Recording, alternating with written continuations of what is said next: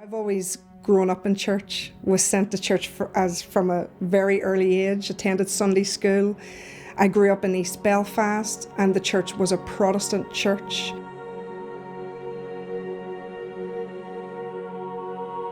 I went through the journey of being theologically trained, and hand in hand with that I got a job in the local church that we were part of, and it was a job part of the leadership team.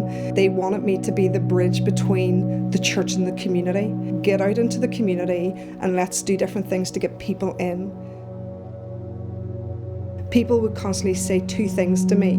They would say, "I don't fit in church," or "Karen, you're trying to make me a Protestant."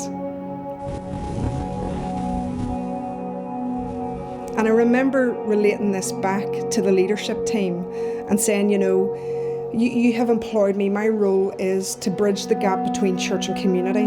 But the community are saying that you're trying to make them Protestants.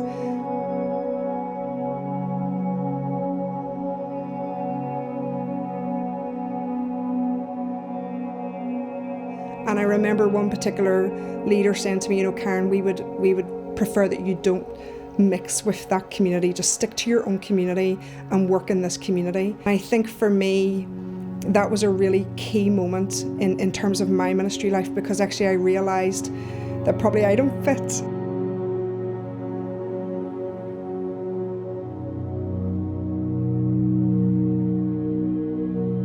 And so Soul Space came out of a vision to exist for people who felt they didn't fit in church, a place that isn't Catholic or Protestant, that isn't about growing a big church, just a space where people can explore their journey, their faith, whatever that looks like.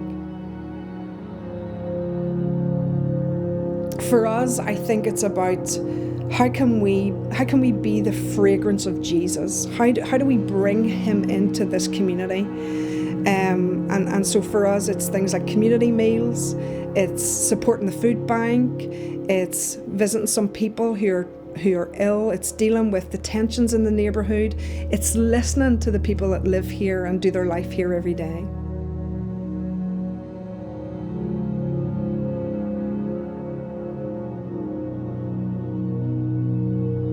I remember sharing with the elders of the church that I felt really called to step out and do life with people who don't fit. And I can remember their look of, and actually they verbalised, "What on earth are you doing?"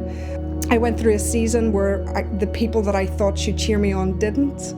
I went through a season where I experienced a loneliness that I have never experienced. We talk about the dark night of the soul, that was me.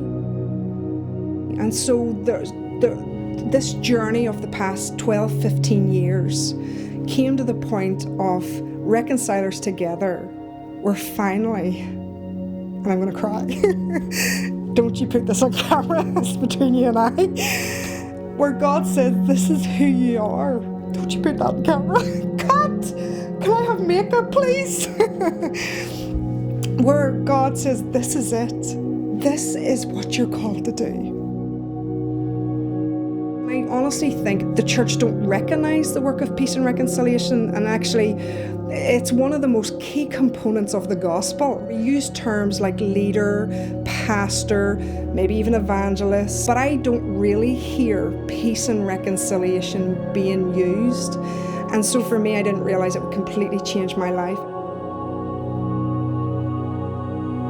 And I think for me, it was like being able to step into a community of people and to learn from them, to be able to cry with them, to be able to share stories, things that we've got wrong, to be able to drink wine together, eat lots of food, to be able to do and create this sense of anam cara, this sense of togetherness, is something that I think that I needed, and I think it's something that's very key as a leader.